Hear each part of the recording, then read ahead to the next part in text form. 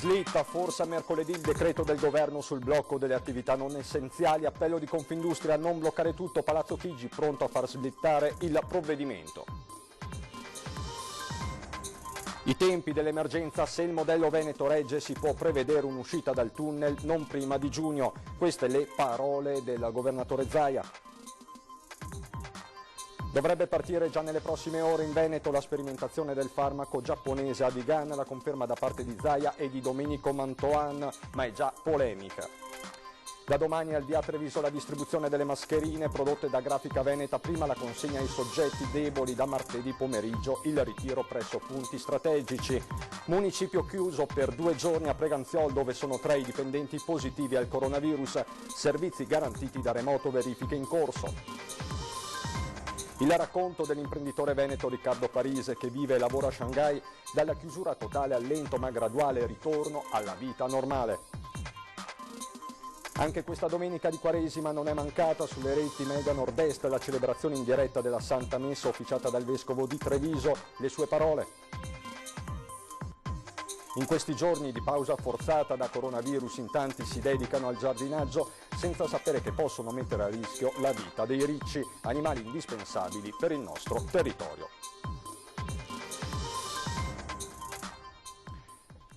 Bentrovati telespettatori di Antenna 3 Nord-Est per l'edizione trevigiana dei nostri telegiornali. In apertura inevitabilmente la contabilità del contagio aggiornata in tempo reale. Il bollettino ufficiale della Regione del Veneto è uscito pochi istanti fa, siamo a quota 5.272 casi, più 150 rispetto al bollettino ufficiale di questa mattina, il bollettino delle 7:30. Ci sono 17 decessi in più, di questi 5 nel Trevigiano, tra gli ospedali di Treviso, Vittorio Veneto, Conegliano e Castelfranco.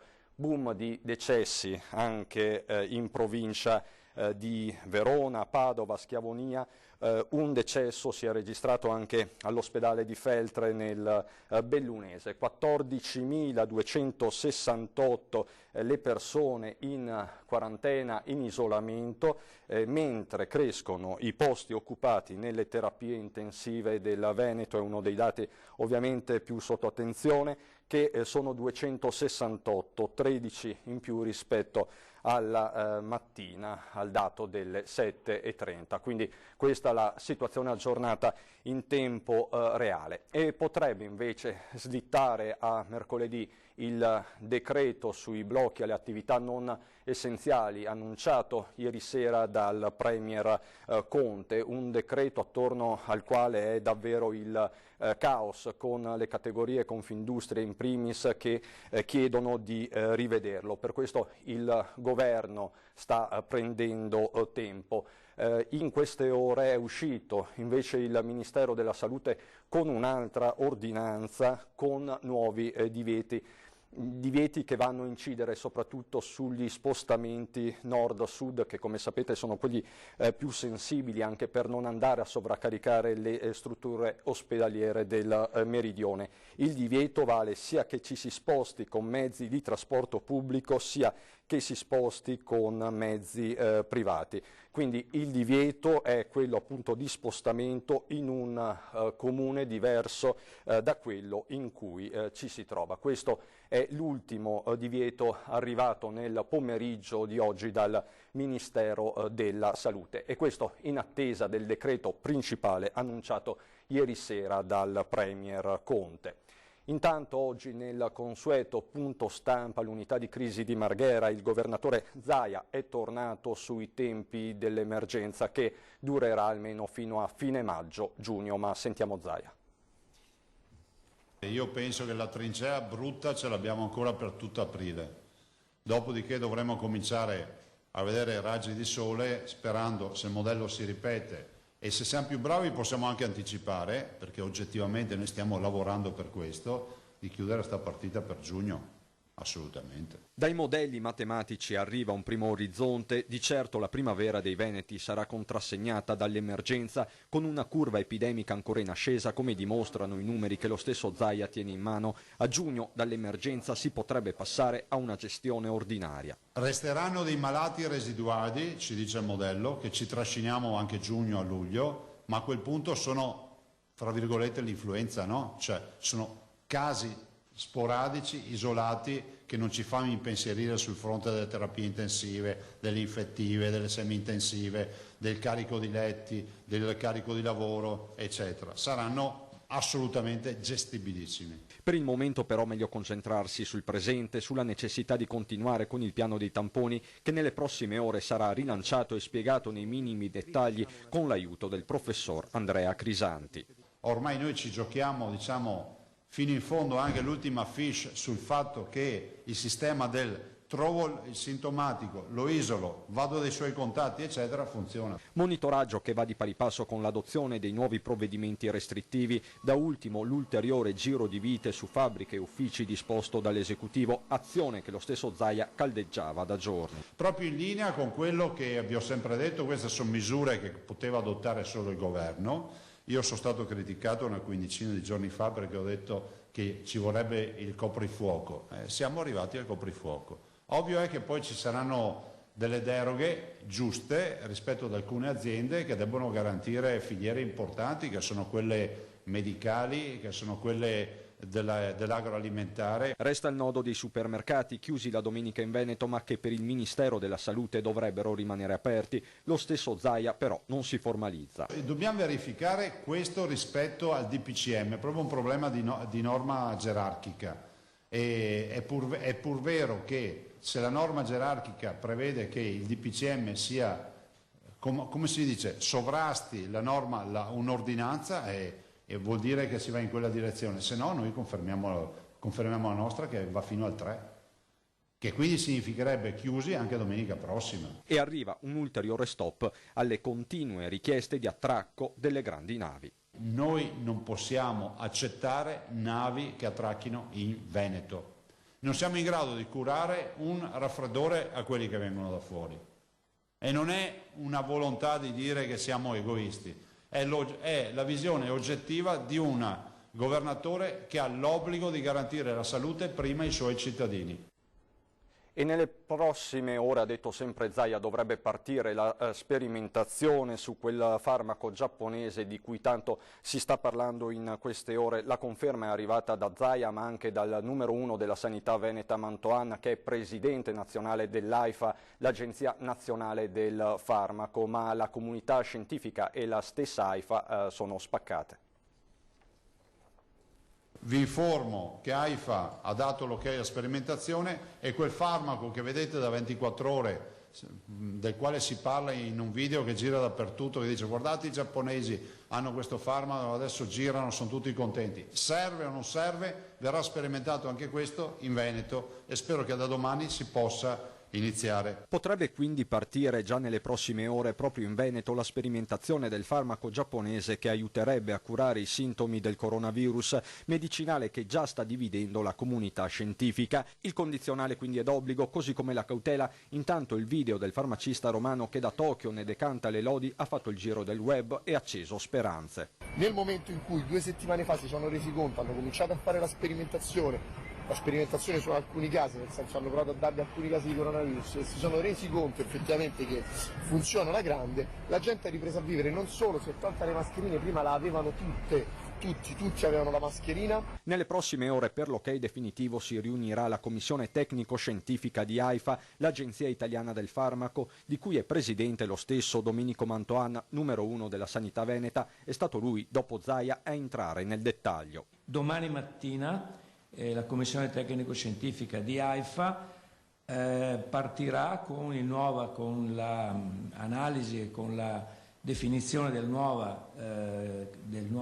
nuovo trials clinico di questo nuovo farmaco, il Favipiravir, lo devo leggere perché è un altro nome incredibile, che questo farmaco antivirale usato in Giappone. Fatto l'annuncio, però, è stata la commissione tecnica scientifica di AIFA a spingere alla cautela con tanto di nota stampa, dicendosi pronta ad adire le vie legali contro le fake news e confermando che il farmaco non è autorizzato né in Europa né in USA. Insomma, vietato coltivare troppe speranze, l'ultima parola va alla scienza, ma non c'è solo il farmaco giapponese, diversi sono i medicinali in via di sperimentazione come quello contro l'artrite reumatoide che si sta già verificando anche negli ospedali veneti. Più in generale lo stesso Mantoan parla di una semplificazione delle procedure. Su questo il governo ha dato un input molto importante perché ha stabilito che tutti i trials clinici, tutte le sperimentazioni che si fanno sul coronavirus sono autorizzate da Comitato Tecnico Scientifico di AIFA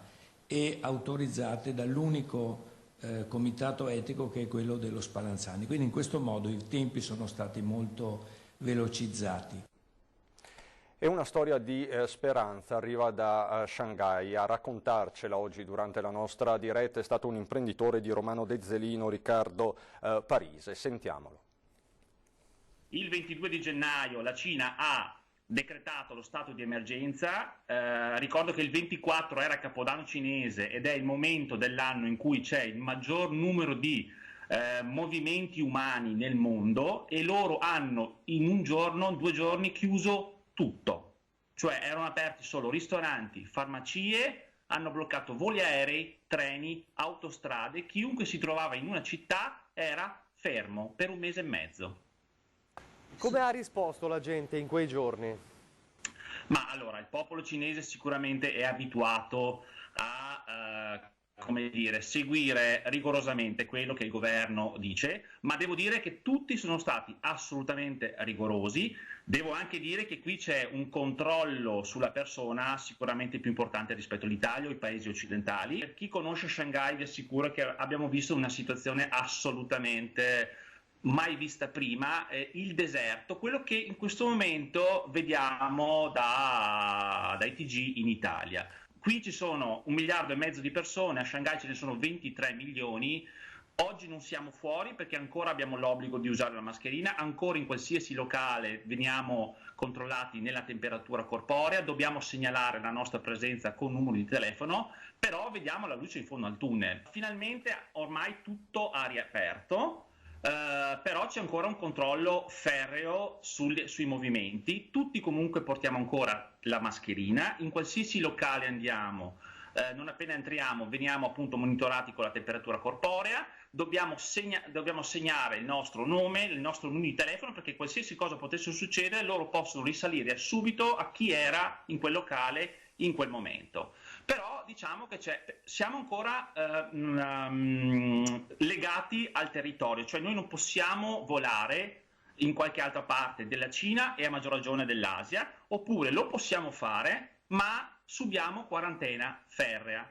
Che messaggio dà allora agli italiani che la stanno vedendo, ai veneti che la stanno vedendo?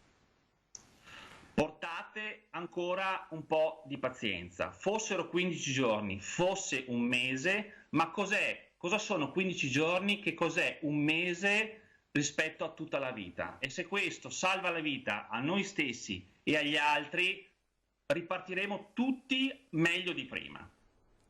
Questo il messaggio di speranza da Shanghai. Intanto però le strade di Marca e non solo sono deserte e gli scenari inediti. Vediamo questo reportage di Lucio Zanato.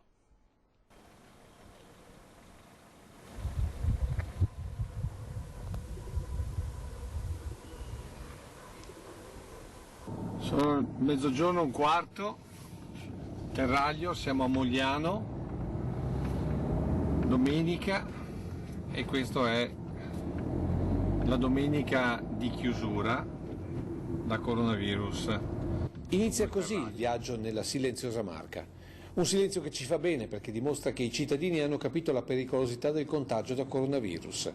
E ci è voluta l'ordinanza del presidente Zaia perché la gente non avesse più motivi per uscire di casa. Sicuramente la chiusura dei supermercati ha avuto un ruolo principale e queste immagini dall'area commerciale di Preganziol ne sono la testimonianza più evidente. Credo che immagini così non si siano mai viste. Qui l'unico suono è il vento che muove una scena altrimenti resa statica dal virus. E sembrano distantissime le domeniche di parcheggi affollati, carrelli in movimento, con quel chiacchiericcio di sottofondo ieri a volte quasi fastidioso, per il quale oggi abbiamo già nostalgia. Carrelli raggruppati e scritte da tempo di guerra, quella contro un nemico che si insinua nei polmoni.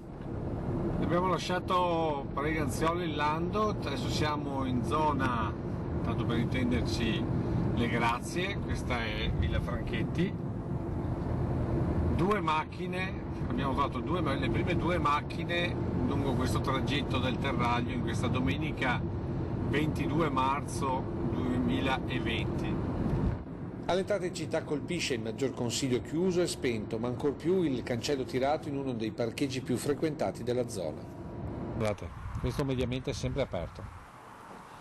Supermercato Conad, ex Tanda, siamo alle porte di Treviso. Stessa situazione nei supermercati del centro storico, da Borgo Cavalli a Santa Maria del Rovere, tutto chiuso e di conseguenza tutti chiusi in casa. Sparita la coda in Piazza Borsa, con la serrata anche di quello che per molti è il punto di riferimento per l'acquisto dell'ultimo minuto. Ennesimo segnale di questa guerra al contagio che ancora qualcuno non capisce, se come si vede anche oggi devono intervenire le forze dell'ordine. In centro come lungo la Restera, oggi senza podisti, ma con i residenti, gli unici in questo nostro viaggio, nel rispetto delle regole, ad aver approfittato comunque della prima domenica di primavera. Passato con nessuno oggi? Poca gente, pochi, veramente pochi. Poi sono passati i vigili alla mattina e si sono messi col posto di blocco là in fondo e da là non è più passato nessuno. Insomma, hanno capito, abbiamo capito. Credo proprio di sì. Ce la faremo? Andrà tutto bene? Sì, ce l'ha andato tutto bene. Questo è il reportage di Lucio Zanato, ma c'è un altro tema che sta a cuore a tutti, quello delle mascherine che sono state consegnate tra ieri e oggi dalla Protezione Civile, le mascherine che sono state messe a disposizione della Regione del Veneto da Grafica Veneta. Distribuirle non sarà una cosa semplice. In questi 2 giorni, in queste ultime ore, in tutto il Veneto si sono susseguiti tavoli con la Protezione Civile che hanno visto i sindaci, i comuni in prima fila, ovviamente anche a Treviso, e siamo collegati in diretta via Skype con il sindaco di Treviso, presidente dell'ANCI regionale, Mario Conte. Buonasera sindaco. Buonasera a tutti. Ecco, immagino abbiate fatto degli sforzi ciclopici in queste ore, perché adesso voi siete pronti a partire con la distribuzione di queste mascherine. Ecco, entriamo nel dettaglio, spieghiamo fin da ora come funzionerà questo meccanismo, questa operazione. C'è una piccola premessa: la mascherina, che è questa, è un dispositivo di protezione ulteriore che la Regione ha messo a disposizione gratuitamente dei cittadini, quindi non lamentiamoci di nulla, cioè è un qualcosa in più che la Regione offre ai cittadini per dare maggiore sicurezza, quindi questo è il metodo di utilizzo. Ne verrà consegnata in questo momento una per nucleo familiare. E tutti diranno: ma solo una? Eh sì, solo una in questo momento, perché sono in fase di produzione, ma è la quantità sufficiente per consentire alla gente di andare a fare la spesa o di andare in farmacia. Quindi gli unici movimenti consentiti dal decreto si possono tranquillamente fare con questa mascherina. Ovviamente, per quanto riguarda la città di Treviso, che è una città dalla grande estensione con un numero di cittadini importanti, 86.000, abbiamo dovuto pensare un metodo diverso al porta a porta, perché significava metterci un numero di tempo troppo grande o coinvolgere un numero di volontari troppo importante, mettendo a rischio proprio i volontari, tra l'altro. E quindi abbiamo pensato a 15 punti dislocati nel territorio, 11 nei quartieri, praticamente un punto in ogni quartiere, e 4 in centro storico. Funzionerà così: martedì e mercoledì dalle 14 alle 20 nei quartieri i cittadini andranno a ritirare la loro mascherina stando seduti all'interno del loro abitacolo della macchina, quindi non ci sarà nessun contatto con altre persone. Con pazienza si incolonneranno se ci sarà un po' di coda, e in brevissimo tempo la Protezione Civile consegnerà ad ogni macchina la mascherina, verrà rilevata la targa in modo da ricondurla al nucleo familiare. Per quanto riguarda invece le 4 postazioni in centro storico, la consegna verrà fatta martedì e mercoledì dalle 9 alle 12 in Piazza Duomo davanti alla farmacia, in Piazzale Burchiellati sempre davanti alla farmacia, Piazza Madonna Granda sempre davanti alla farmacia e Piazza Vittoria in corrispondenza delle poste. Per questi 4 punti invece gli accorgimenti sono i medesimi di quando andate in farmacia o al supermercato, quindi vi chiedo di aiutarci, è un qualcosa in più che la Regione ci offre, cerchiamo di agire con intelligenza, con prudenza e vedrete che andrà tutto bene. Ecco Sindaco, forse siamo in grado anche di mostrare le immagini, chiedo alla regia, dei vari punti di raccolta, eccole. Quindi è un'organizzazione molto complessa, è una vera e propria task force, immagino. Quanti uomini sono impegnati su questo fronte? Ci sono 80 persone tra protezione civile e alpini. Domani mattina comincerà la consegna a domicilio per le fasce deboli della nostra cittadinanza, quindi persone anziane e persone con disabilità o nuclei familiari con disabili a carico. Ci tengo anche a precisare 2 cose. Per chi dovesse avere difficoltà di accesso a questi luoghi preposti per la consegna, potrà chiamare questo numero di emergenza, ecco. Segnatevelo bene. Diciamo insieme 345 215 0792 per prenotare la consegna a domicilio. Attenzione che la consegna a domicilio verrà e deve essere fatta esclusivamente da personale autorizzato della Protezione Civile e le mascherine sono tutte gratuite, quindi nessuno è autorizzato ad entrare in casa e nessuno è autorizzato a chiedere offerte o pagamento delle mascherine, che sono gratuite, offerte dalla Regione Veneto. Ecco Sindaco, lei sta dicendo una cosa importantissima, diciamolo ancora una volta, e come faranno poi i cittadini a riconoscere? C'è un tesserino di riconoscimento? C'è ovviamente la classica divisa gialla e il tesserino di riconoscimento, ma anche gli addetti della Protezione Civile si dovranno fermare fuori dall'abitazione sulla soglia, nessuno deve entrare all'interno delle abitazioni dei nostri cittadini. Quindi mi raccomando, fidatevi solo della Protezione Civile, questo è il numero per le emergenze, ricordatevelo bene, se avete bisogno di prenotare la consegna a domicilio basta che chiamate questo numero qua.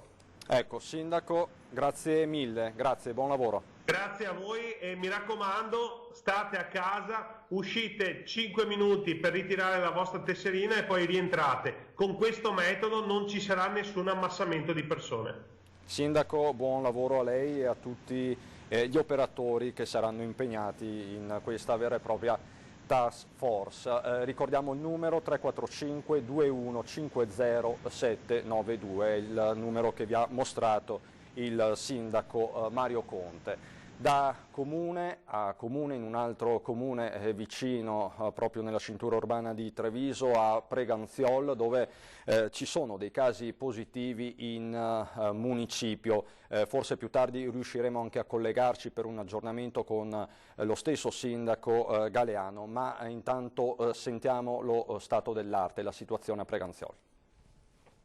Sono 3 i casi perché questa mattina ne è emerso uno nuovo a seguito di un ulteriore tampone effettuato e sono 3 casi fortunatamente di persone che non sono in gravi condizioni di salute, anzi sembra che la situazione sia tutto sommato positiva e anche qui fortunatamente di persone che sono già a casa per la malattia da 8, 9 o 13 giorni. La conferma arriva direttamente dal sindaco di Preganziol che in accordo con l'US2 ha deciso di chiudere per 2 giorni la sede centrale del municipio in piazza Gabbin, lunedì e martedì, quindi per consentire la sanificazione dei locali. Le attività fondamentali saranno comunque garantite da remoto. Tornando alla questione sanitaria, i 3 dipendenti si trovavano a casa per quella che sembrava una banale influenza. A prescindere prescindere dai piccoli diversi sintomi, erano tutte situazioni che venivano normalmente ricondotte all'interno di una influenza.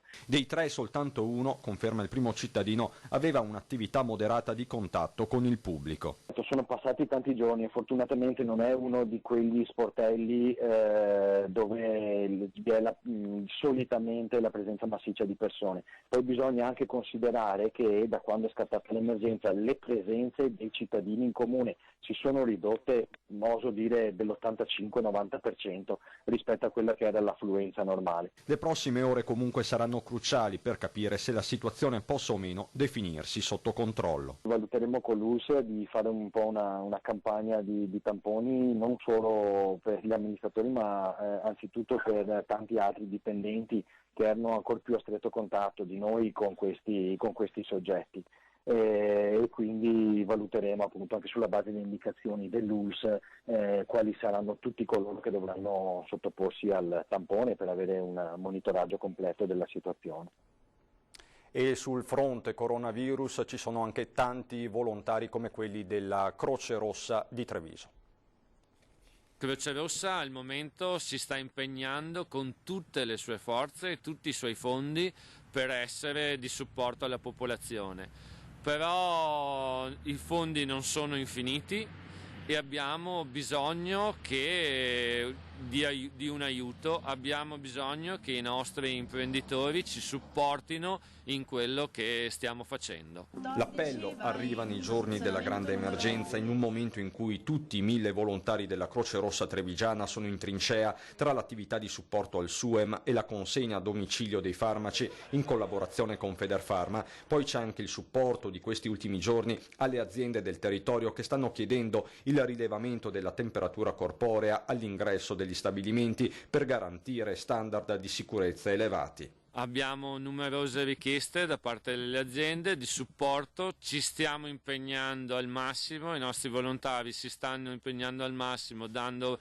la massima disponibilità. Certo che non siamo sicuramente sufficienti per coprire tutte le necessità, ma cerchiamo di dare supporto il più possibile. L'emergenza per la Croce Rossa era iniziata all'aeroporto Canova con i controlli della temperatura alle migliaia di passeggeri in arrivo nello scalo trevigiano. Oggi le nuove attività, tutte a titolo gratuito, ma essenziali soprattutto in un'ottica di prevenzione e di lotta alla diffusione del contagio. Da qui il grazie agli oltre 1000 volontari in prima linea. Ringrazio tutti i volontari che si stanno applicando dalla mattina all'alba fino alla sera con profondo senso del dovere e della abnegazione a quello che stanno facendo.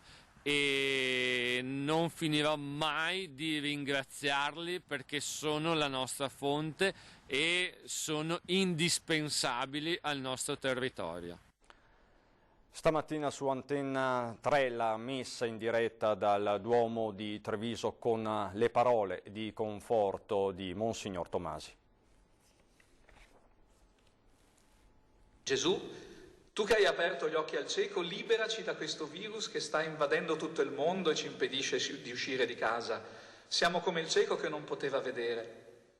Secondo me il fango ora rappresenta i medici e il vaccino che potrà salvarci. Ti chiedo di proteggerci da questo virus per poter uscire da queste case e abbracciare le persone che amiamo. È la preghiera di Asia, una delle bambine che hanno scritto al Vescovo in questa domenica di Quaresima e di coronavirus. Una riflessione nella semplicità del Vangelo, che oggi raccontava la guarigione di un povero cieco fatta da Gesù con del fango negli occhi. Siamo noi questi ciechi citati dal Vangelo.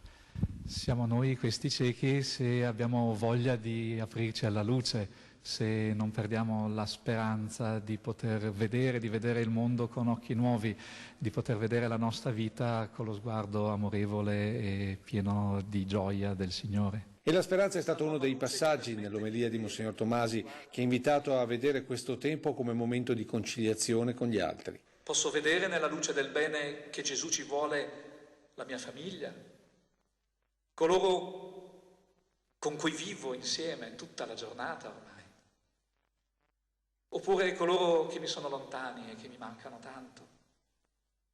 Forse coloro che sinora non avevo degnato neppure di uno sguardo che fosse attento, rispettoso, amico.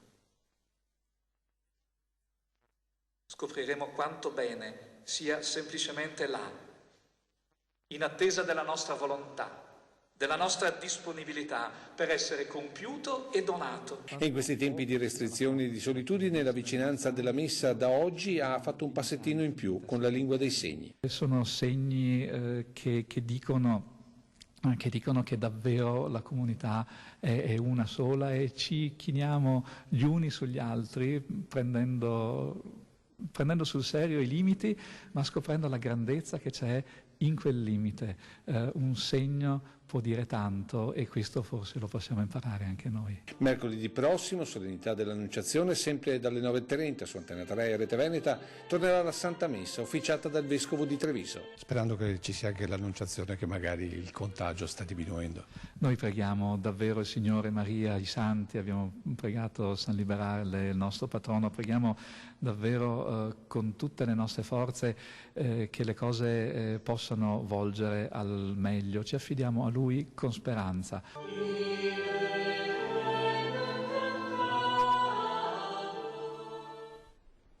E c'è un aggiornamento proprio di questi minuti perché a sorpresa dopo le notizie del tardo pomeriggio il Premier Conte ha firmato il decreto annunciato ieri sera, ma con delle modifiche perché possono continuare le attività professionali, sono invece sospese le attività produttive. Lo ha stabilito il decreto del Presidente del Consiglio dei Ministri, che ha indicato le attività produttive che per l'appunto possono ritenersi essenziali e quindi rimanere aperte. Possono rimanere aperte le attività di studi legali, ingegneria, i call center, attività finanziarie e assicurative, uffici postali, edicole, ingrosso di carte, agenzie di distribuzione di giornali, riviste e libri, anche gli alberghi. Questo è la prima agenzia che abbiamo in materia. Ovviamente per ulteriori dettagli vi rimando a più tardi. Adesso per noi c'è un momento di pubblicità.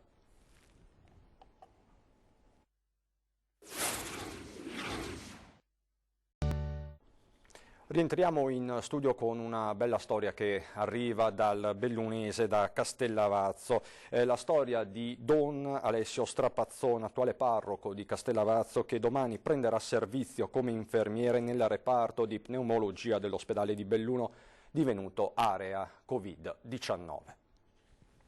Don Alessio, lei da domani ha deciso di, con un gesto di estrema generosità, di estrema solidarietà, di mettersi a servizio. Lei lo è già a servizio della Chiesa e della sua comunità di Castellavazzo, ma da domani lei ha deciso di svolgere un nuovo servizio. Ci vuole spiegare quale?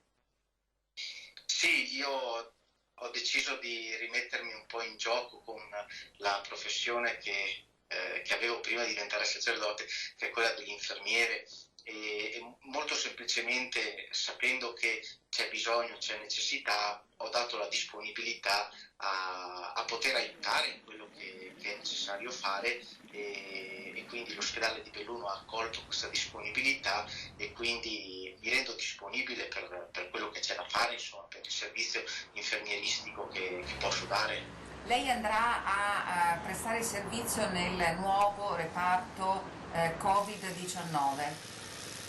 Sì, questo è vero, sì. E poi c'è anche stavo pensando questi giorni che l'idea di essere infermiere, di poter aiutare in qualche modo e pensare a tutti i colleghi che in questo momento stanno lavorando tanto e stanno dando tutto quello che hanno, in un certo modo non mi concedeva di stare a casa, perché nel cuore io avevo bisogno di dare la mia disponibilità, di aiutarli, perché si è un po' tutti una grande famiglia, credo. Immaginiamo che lei, quando ha dato la notizia, ha comunicato la sua volontà anche al Vescovo, il Vescovo abbia apprezzato questo suo slancio. Sì, sicuramente lui è rimasto contento di questo, ha ha detto di stare attento, naturalmente come può fare un padre, ha detto di stare attento e di andare, di fare quello che mi viene chiesto di fare, insomma. Posso chiederle se ha paura? Ma sa, un po' di timore c'è sempre, però io credo che l'essere insieme come infermieri, l'aiutarsi, il sostenersi a vicenda, il camminare insieme credo sia la cosa che dà più coraggio nell'affrontare questo momento di difficoltà, che è un momento di difficoltà per tutti. Grazie infinite, Don Alessio. Questo quindi Don Alessio, intervistato da Tiziana Bolognani, e ci sono anche i vostri messaggi, i vostri video, le vostre foto a dirci che andrà tutto bene.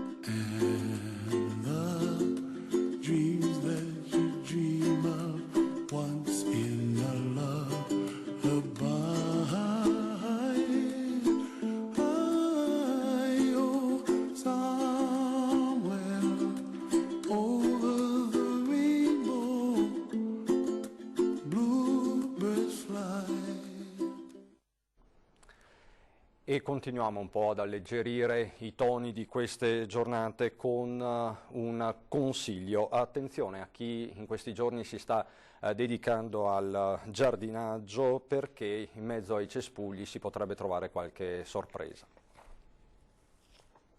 Questa qui è una femmina di 684 grammi adesso, è arrivata recuperata da Monica, aveva parassiti eccetera, è stata curata, dopo portata da noi, ha fatto l'adattamento e riabilitazione nei recinti e adesso è pronta per la sua libertà.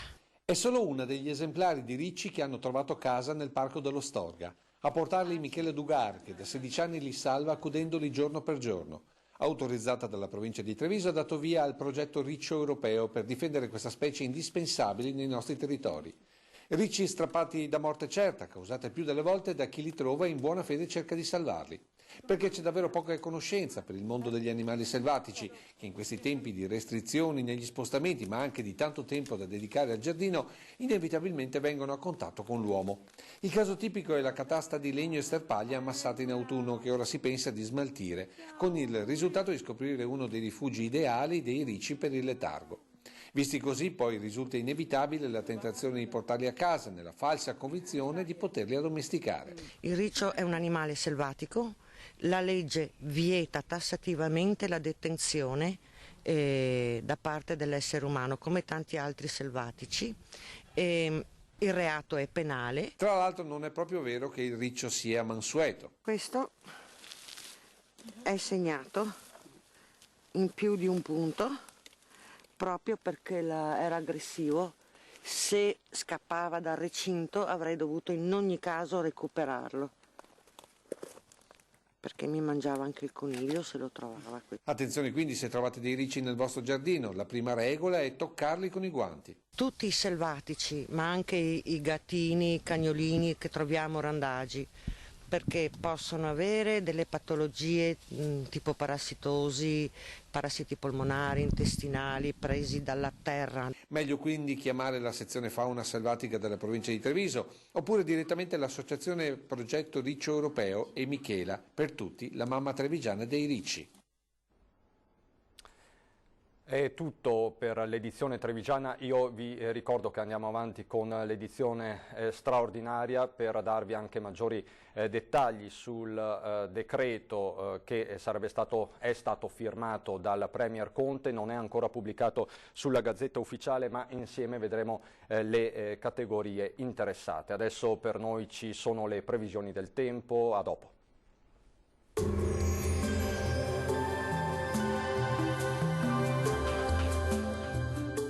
Super fresco a Ponte della Priula, negozio fuori dal coro. Super fresco a Ponte della Priula, qualità al giusto prezzo. Bentrovati al meteo. In piena primavera l'inverno sferra la sua offensiva. Masse d'aria fredda dalla Siberia porteranno forti venti di bora e un tracollo termico. Il dettaglio di lunedì 23 marzo. Sul Veneto sarà tuttavia un inizio di settimana caratterizzato dal bel tempo. Avremo infatti una splendida giornata soleggiata con cielo al massimo poco nuvoloso. Non sono previste precipitazioni degne di nota. Temperature però in sensibile diminuzione, valori minimi tra -4 e 2 gradi, massime invece comprese tra i 6 e gli 8 gradi. Ci spostiamo ora sul Friuli Venezia Giulia, stessa situazione con tanto sole e cielo sereno velato un po' su tutti i settori. Temperature minime sopra lo zero solo a Trieste, massime invece vedete non oltre i 9 gradi. Uno sguardo infine al Trentino Alto Adige, anche qui avremo un ampio soleggiamento e anche in questo caso non sono attese piogge degne di nota. Temperature minime fino a -1 grado, massime tra 10 e 11 all'incirca. Dal meteo di Antena 3 per ora è tutto, vi do appuntamento al prossimo aggiornamento. Arrivederci.